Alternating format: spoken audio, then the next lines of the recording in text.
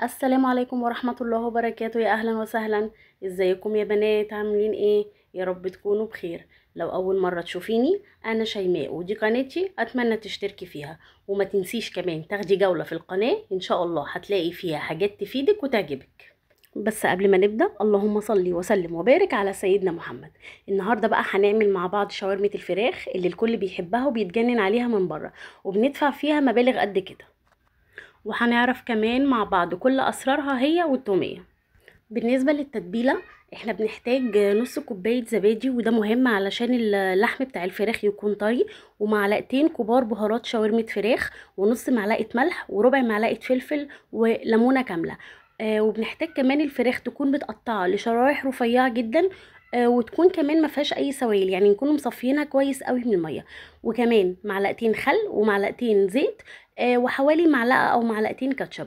ولو مفيش كاتشب مفيش اي مشكله، احنا ممكن نستبدلوهم بمعلقه صلصه وبمعلقه سكر. ولو في حد مش متاح عنده البهارات الجاهزه دي مفيش اي مشكله، احنا مش هنوقف الوصفه يعني لو في اي مكون مش متاح عندنا. فاحنا هنستخدم مكانها من كل نوع من البهار اللي هقول لكم عليه ده ربع معلقه. ربع معلقه توم باودر، وبصل باودر، وبابريكا، وسماق، وجنزبيل، وقرفه، وزعتر، ورشه صغيره جوز الطيب. دول هيدوني برضو نفس النتيجه بتاعه البهارات الجاهزه بتاعه الشاورما. وبعد كده اخلط كل البهارات دي مع بعض كده كويس، وانزلها على شرايح الفراخ. بس يعني اخد بالي ان انا اغلف كل الفراخ بالتتبيله يعني.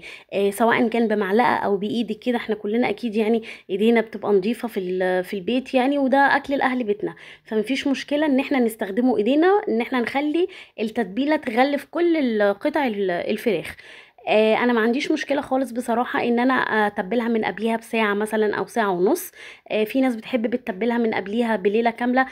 بس الموضوع مش مستاهل بصراحه. الانسجه بتاع صدور الفراخ حساسه، وبتشرب اي صوص بيتحط عليها او اي تتبيله او اي بهارات بيتحط عليها، بتمتصها بسرعه. على عكس الاجنحه او مثلا الاوراق، بتحتاج فتره طويله في النقع علشان تشرب وتاخد من طعم التتبيله. كده خلاص الخلطه دي كده جهزت معايا، وهحطها في التلاجة. تاني حاجه معايا بقى هنعملها وهي التوميه. التوميه بصراحه عمايلها في البيت من اسهل حاجه ممكن تتخيلوها. بس هي محتاجه كده ايه شويه تكنيك معين علشان يطلع معاكي الطعم مظبوط والقوام بتاعها برضو مظبوط. انا هستخدم النهارده كوبايتين ميه، وحطيت 3 معالق نشا، وابدا ان انا اقلبهم على البارد، وبعد كده ارفعهم على النار. ومعايا كمان نص كوبايه زبادي، وكيس مايونيز، وثلاث اربع فصوص توم، وزيت وخل. بس دول انا هستخدمهم في الاخر خالص مش دلوقتي. دلوقتي المرحله اللي انا فيها بس ان انا اعمل مهلبيه تخينه عادي، مهلبيه عاديه ما فيهاش اي حاجه. نشا وميه، وبرفعهم على النار. من الحاجات المهمه علشان التوميه دي تنجح معاكي، ان انا لازم افضل اقلب فيها كده علشان ما يكونش فيها اي تكتلات. واسيبها بعد كده على النار لغايه ما تبرد خالص. في الوقت اللي انا سايباها تبرد هبدا بقى احضر بقيه المكونات بتاعه الشاورما ذات نفسها.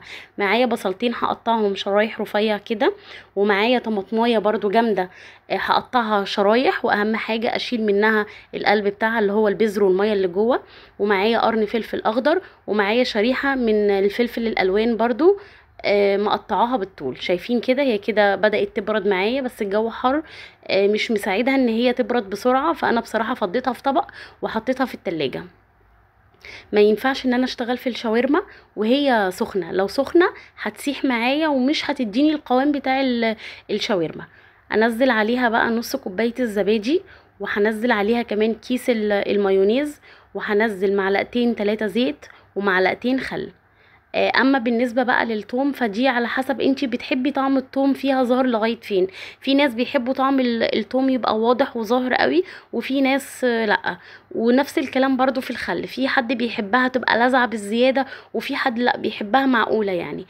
بس بصراحه بالنسبه لي انا كذوقي انا بحس ان الثوم لما يبقى ظاهر فيها شويه ويبقى فيها سنه مزازه بتديني طعم افضل بصراحه.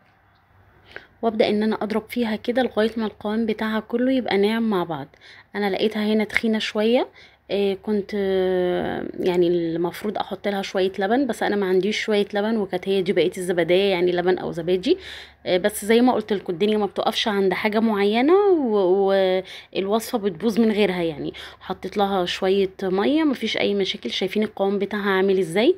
دي انتي لو حطيتيها في اي علبه صوصات عندك وشلتيها في التلاجة، انا عايزه اقولك والله مره قعدت عندي 5 ايام في التلاجة من غير ما يجرى لها اي حاجه.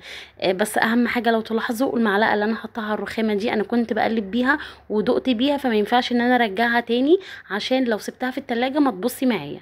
فاهمين قصدي ولا لا؟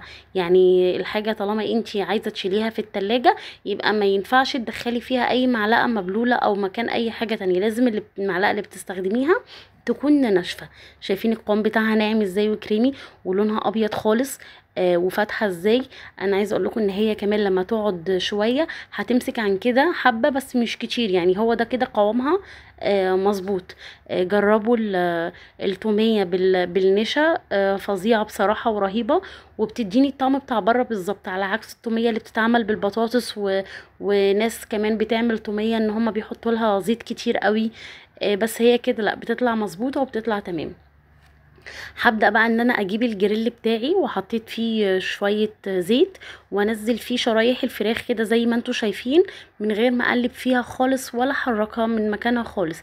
يعني انا لو هعمل فيها اي حاجة دلوقتي، انا ممكن بس لو لقيت قطع فراخ فوق بعضها ان انا افصلهم عن بعض شوية، بس ما اقلبش فيها، اسيبها كده لغاية ما تبدأ تاخد لون وتنشف معايا من تحت.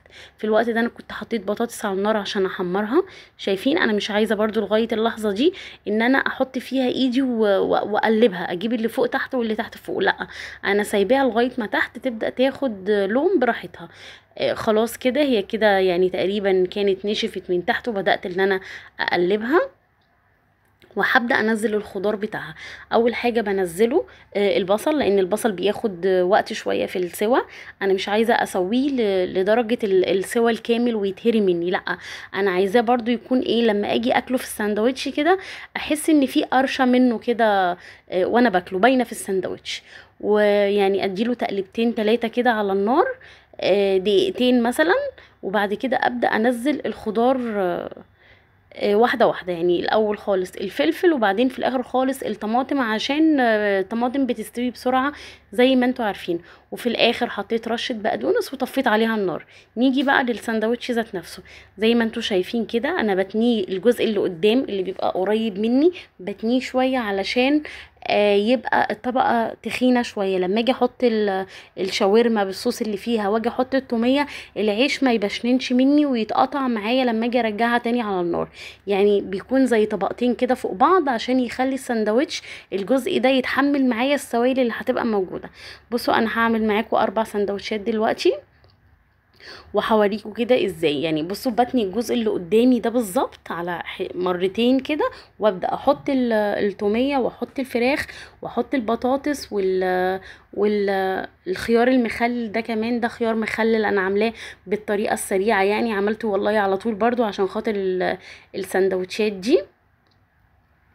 كان طعمه جميل وكان طعمه حلو قوي. في مره هبقى اعمله معاكم ان شاء الله. شايفين الكميه بتاعه الشاورما حلوه ما شاء الله عليها. عملت لي 8 سندوتشات محترمين. يعني شوفوا انتوا بره هتروحوا تجيبوا السندوتش الواحد دوت بكام. انا قلت لكم في الفيديو بتاع المنيو ال10 ايام السندوتش ب80 و90، فابني كان سامعني قال لي 80 و90 ايه يا ماما؟ ده السندوتش بره اقل حاجه 120 جنيه. طب ليه يعني احنا ندفع الفلوس والمبالغ دي بره، وحاجه برضو يعني انتي مش ضامنه جودتها ولا ضامنه نظافتها، ولا عارفه انتي بتاكلي ايه؟ يعني الله اعلم احنا بناكل ايه من بره. فدي طبعا حاجة موفرة وحاجة اقتصادية. انا كنت حاسبة معاكم الوجبة دي مكلفاني بالظبط 105، بالبهارات، بالشاورما، بالبهارات، اسفة، بالزبادي، بكل حاجة. ولا حاجة 105 ان انا اعمل 8 سندوتشات. انا عايزة اقولك والله ان ولادي اكلوا واحد وخلاص مش قادرين، شبعوا مع شوية عصير جنب الاكل، وقالوا لي خلاص يا ماما احنا مش قادرين كده، شبعنا يعني. ويعني الباقي قالوا لي هناكلوه بقى بالليل كده على العشاء ولا حاجة. فتعتبر وجبة مش مكلفة واقتصادية مقارنة بهي بره بأسعارها أرقام غريبة. ليه يعني؟ مش عارفة والله. فاحنا نعمله كل حاجة في البيت يا جماعة، انضف وافضل يعني احلى كمان، يعني ليها طعم. احنا بس ايه نبطل شويه كسل كده ونقف شويه في المطبخ، هنطلع لاولادنا احسن حاجه والله. واحطها على الجريل زي ما انتوا شايفين كده، وابدا ان انا اضغط عليها علشان تتبطط شويه، واعرف بعد كده تديني الشكل المستطيل اللي انتوا شايفينه ده. النار تكون نار متوسطه، ما تكونش نار عاليه، لان النار لو عاليه هتشعوط لي العيش من بره جامد، وهياخد لون بالزياده، وهتيجي تاكليه بعد كده هتلاقيه مرر. انما انتوا شايفين اللون المحمر ده حلو ازاي؟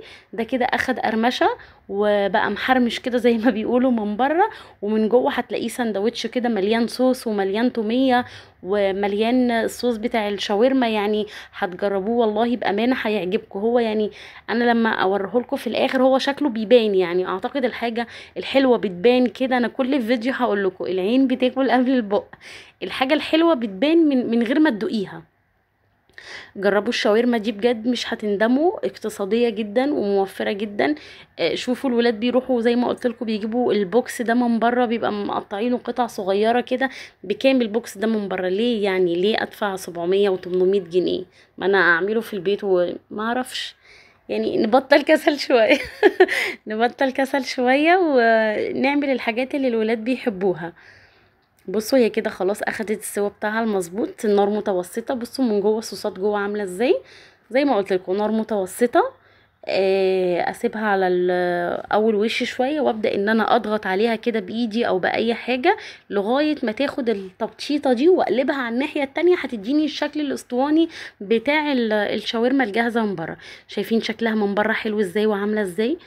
انا والله يعني لو عليا كنت عايزه اصور لكم تفاصيل كل حاجه كل حاجه، علشان تتاكدوا ان هي كويسه وناجحه وبسيطه وسهله وما فيهاش اي حاجه. بس طبعا ما كانش ينفع لان الفيديو ما مش عايزه ان هو يطول عليكم. فجربوها بالطريقه دي وان شاء الله هتعجبكم. يا رب الفيديو يكون كان خفيف عليكم واستفدتوا منه ولو باي حاجه بسيطه. واستنوني في فيديوهات تانية. والسلام عليكم ورحمه الله وبركاته. مع السلامه.